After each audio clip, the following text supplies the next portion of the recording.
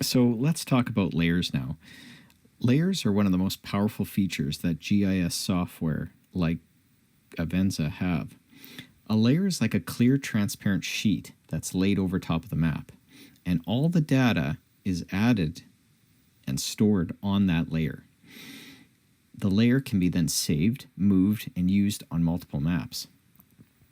Now, it's important that layers must be named in a way that are easily identified and organized.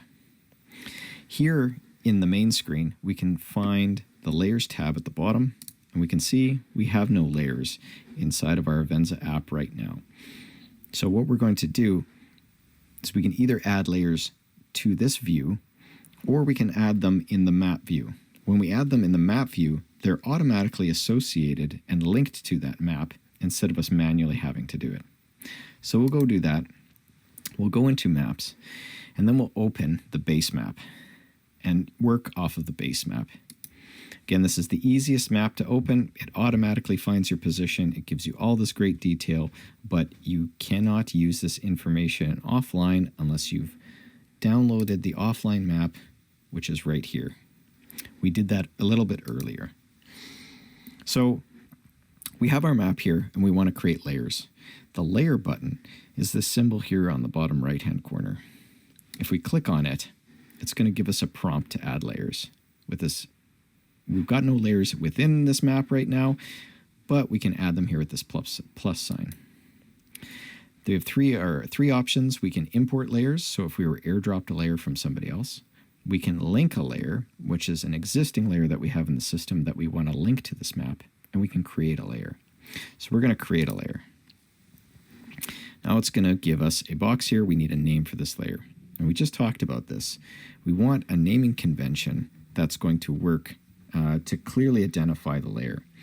So I find it's important to have a date. So let's go with a date, the year, the month, and the day with a hyphen.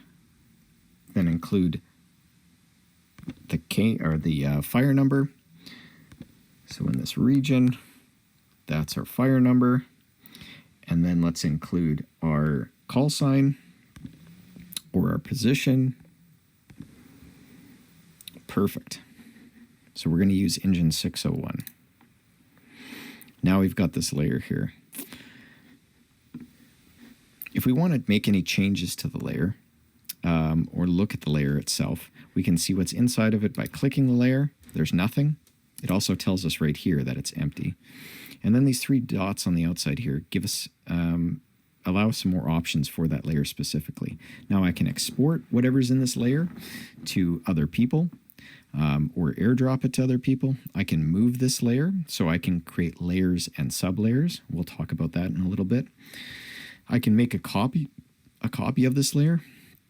That's another feature. If you want to make a copy and make changes to one of the copies without with saving the integrity of the original copy, I can also hide the layer. So this is an important feature. When our map gets cluttered with a whole bunch of points, we may want to hide the visibility of certain layers that might not be important at that point in the operation to us. So we can so having layers that are separated and well-defined help us filter out so we don't have to have every single point on the map active at one time. So set as active layer. This button here allows us to, when we're writing data to the map, it's going to write to the active layer. So we have to select one layer that we're writing to. We'll talk about this in a little bit. Notify, edit, and delete. Let's go into edit here, and we can use this to our advantage. We can highlight the name here, and we can use the copy function to save that to our clipboard. Now while we're in here, we can take a little look down. We have some options for locking the layer to make sure that nobody can make any deletes or changes to it, including yourself. Again, we have that option to set the layer as active, and just some default settings for when we're adding things to the layer, what the color, style, and type is going to be. And now we know that this is linked, this layer, to the base map, which is what we're working on right now.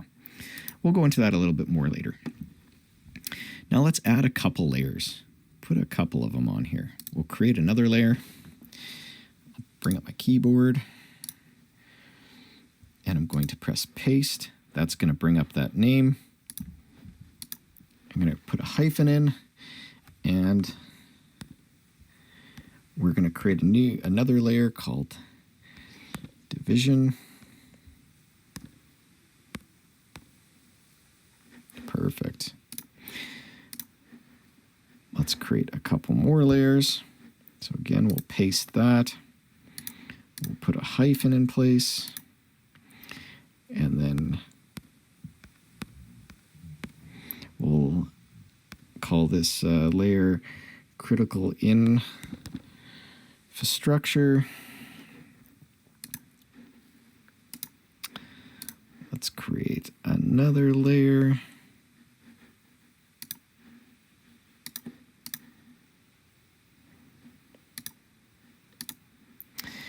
And we'll call this one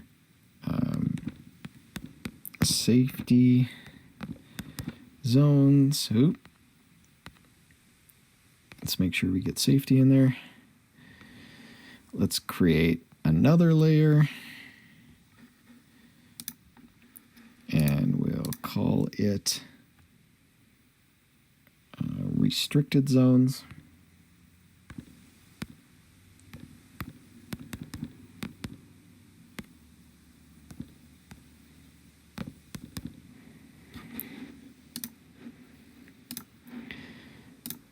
I'll create another example layer. And I'll call it hydrants.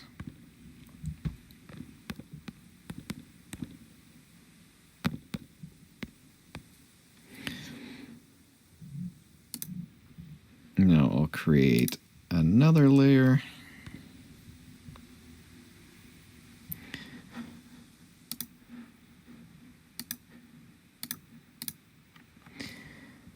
And we'll call this drafting.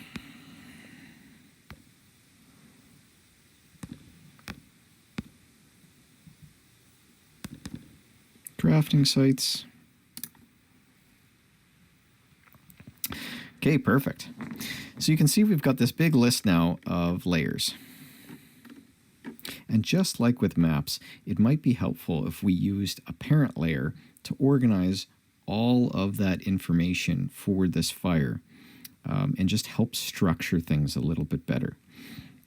So we can use this first layer as a parent layer and put all of these layers in as a sub-layer underneath it. We can do that by using the move function here. If we click the three dots and we click move, it'll ask us where we want to move, and we're going to move it to this parent layer here. Again, we're going to do that with division.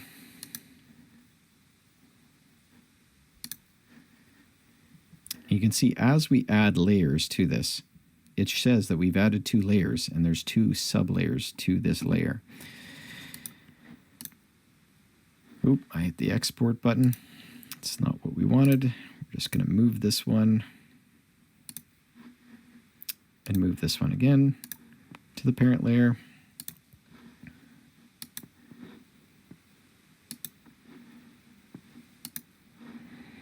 And this final one here. Perfect. So now we have 6 layers inside of our parent layer. So everything on this date for this fire by this crew is organized neatly inside this layer. If we look inside of here as well, we can see that we've got drafting and hydrants. Now there might be times, like if you're working with structure defense or structure protection, that it might make sense to, again, make more sub-layers in order to organize your information. So I'll just show you that to you now. It might not, might not be exactly what we need for this operation, but for this example, just to show you, I'm going to create that layer again, or that name convention again, and I'm going to call this water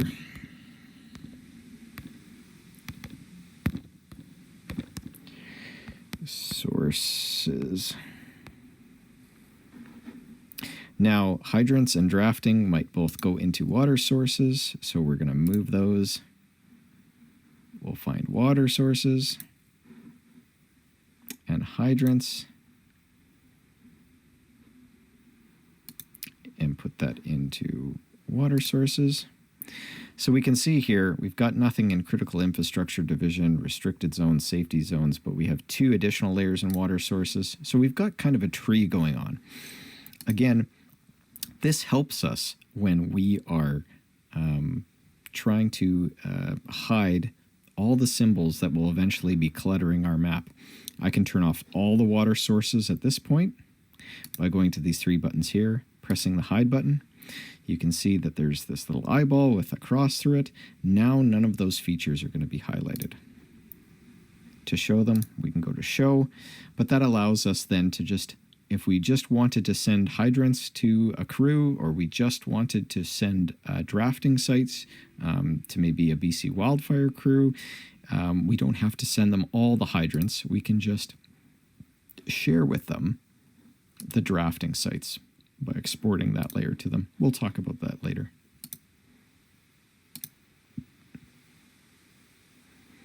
So now we've got layers here for 5 layers inside of this parent layer for this map. Let's go back inside there and let's add one more layer. Let's just call this a working layer. Some people use a working layer to add points to and to add data to when they're in a real rush or when they're trying to add multiple different features at once. So instead of switching between activating these layers and having the point directly be created on each one of these layers, we can create everything in the working layer, and then we have a break at lunch or in the evening, then we can move those out. It's kind of like having like a workbench that we work on, and then we're going to store everything or file everything at the end of the day once we've got some time to do that. So we're going to work with everything. We're going to use this working layer. And so in order for everything to go to this working layer, we have to set this layer as active. Great. Now we've got an active layer.